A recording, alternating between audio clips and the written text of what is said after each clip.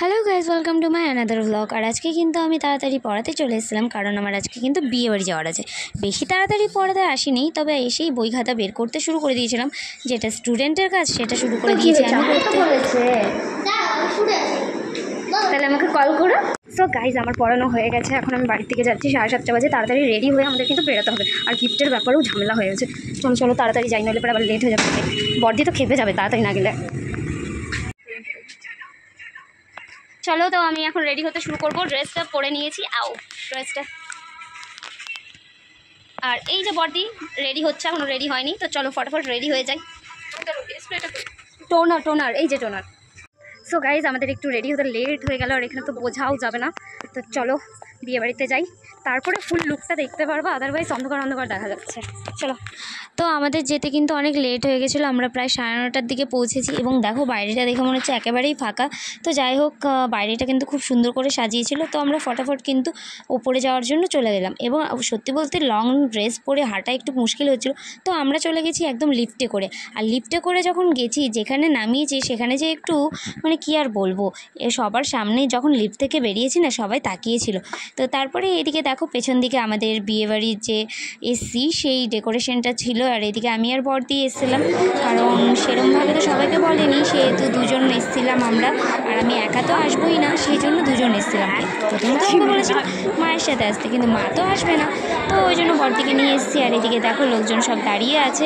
আর যে আমার স্টুডেন্ট তাকেই খুঁজে পাচ্ছি না। স্টুডেন্টের দিদির বিয়ে, কিন্তু স্টুডেন্ট একদম উধাও, ওকে আমি কোথাও খুঁজে পাচ্ছিলাম না। তো যাই হোক, এদিকে গিফট দেওয়ার ব্যাপার আছে, তাই দাঁড়িয়েছিলাম যে কখন এদিকে ফাঁকা হবে আর গিফটটা দেবো।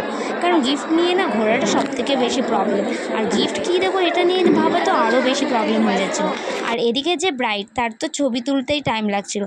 তো এদিকে ছবি তোলা হয়ে গেলে আমি আর বর্দি চলে আসলাম গিফট দিয়ে একেবারে পকোড়া খেতে। তবে পকোড়াটা খেতে অতটাও টেস্টি ছিল না। তো যাই হোক, সেটা একটু একটু খেয়ে নিলাম। তারপরে এদিকে ফুচকাও খেয়েছিলাম।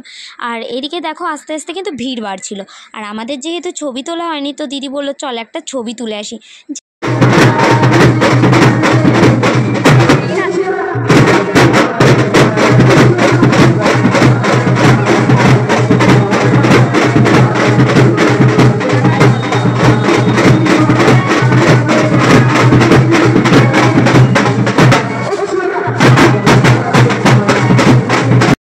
এদিকে প্রথমত ব্রাইডের সাথে একটু ছবি তুলে নিলাম, তারপরে নিচে বরযাত্রী চলে এসেছিলো, তাই আমরাও একটুখানি নিচে চলে আসলাম বরযাত্রী দেখতে।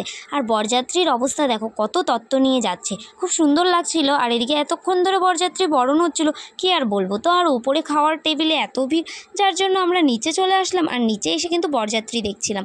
আর বরযাত্রী উঠছে তো উঠছে, থামছেই না। আমি তো দেখেই যাচ্ছিলাম। তারপর ভাবলাম একটু ভিডিওটাও করে নিই, এত সুন্দরভাবে যাচ্ছে বলে কথা। এমনিতেই এসেছিলাম বিয়ে বাড়িতে লেট, তার মধ্যে আবার খাওয়া দাওয়া এত ভিড়, কি আর বলবো। দেখো তোমরা, এদিকে এত পরিমাণে ভিড় প্রথমবার এসে পাইনি, দ্বিতীয়বার তো আমরা বলে রেখেছিলাম বলেই পেয়েছিলাম। তাও অনেকক্ষণ দাঁড়িয়ে থাকতে হয়েছে। আর এই গরমের মধ্যে ভাবো দাঁড়িয়ে থাকাটা কতটা মুশকিল, তার মধ্যে দাঁড়িয়ে থাকতে হয়েছে। একবার তো ভাবছিলাম না খেয়েই বাড়ি চলে যাই, কিন্তু কি আর করব, বাড়িতে তো বলেই দিয়েছি যে বিয়ে বাড়ি যাবো, খাবো না। তারপরে অ্যাট লাস্ট আমরা ফাইনালি বসেছি এবং খাবার দিতে শুরু করেছে। তো প্রথমত আমাদের জলের বোতল দিয়ে গেছে, আর তারপরে কিন্তু আস্তে আস্তে খাবার দিচ্ছিলো। আর জলের বোতলটা যে যার মতো নিজেদের কাছে নিয়ে নিলাম। খেতে বসে তো একটুখানি সমস্যা হচ্ছিলো, তারপরেও একটুখানি ভিডিও টিডিও তুলছিলাম। আর সত্যি বলতে আমার লুকটা কেমন লাগছে অবশ্যই জানি, আমি কিন্তু আজকে ব্রাইডাল লুক করেছিলাম। তো যাই হোক, এদিকে খাবার দিয়েছে, খেতে বসার আগেই কিন্তু আমরা জল খেয়ে নিয়েছি। প্রথমত এই যে দেখতে পাচ্ছ টিস্যু আর মেনু কার্ড দিয়েছে। এখানে দেখো মেনু কার্ডে সব খাবার কি কি দিয়েছে না দিয়েছে সব বিষয়ে কিন্তু লেখাই ছিল। আর মেনু কার্ডে যত যা লেখা ছিল সেগুলো খেতে দিতে শুরু করছে। তার আগে কিন্তু আমরা অনেকক্ষণ বসেছিলাম। আর এদিকে দিদি দেখছে যে আমি ভিডিও করছি, তাই ও কিন্তু ওর হেয়ারটাকে ওপেন করে দিল। তো তারপরে এসে আমাদের পাতাতে লেবু আর শসা দিয়ে গেল স্যালাড। তারপরে আস্তে আস্তে আসলো ফ্রায়েড রাইস, আর যেটা আমার সব থেকে বেশি পছন্দ। তো ফ্রায়েড রাইস, চানা মশলা, তারপর ডাল, একটা ছেঁচড়া চচ্চড়ি বলে সাধারণত, আর একটা কী যেন সর্ষে বাটা ছিল বোধহয়, যেটা আমি একদম পছন্দ করি না, যার জন্য খাইনি। তারপরে ছিল মাটনটাও অত একটা ভালো হয়নি। আর মাটনটা খেতে আমার খুব একটা ভালো লাগেনি। তো তারপরে ফাইনালি আমাদের খাওয়া দাওয়া হয়ে গেছে। আর লাস্টে কিন্তু আমাদের আইসক্রিম দিয়েছিল, মিষ্টি দিয়েছিল। তবে মিষ্টিটা আমি খেতে পারিনি, কারণ আমার মিষ্টি ভালো লাগে না। তো আমরা চলে গেছি, একদম রাস্তা দিয়ে হাঁটতে হাঁটতে যাচ্ছিলাম বাড়ির দিকে। সো গাইজ আমরা বাড়ি চলে এসেছি আর দুজনে ড্রেস চেঞ্জ করে নিয়েছি। আর লাস্ট ক্লিপটা না নিতে ভুলে গেছিলাম, তো ভাবলাম আমরা শুয়ে শুয়ে ক্লিপটা নিয়ে নিই।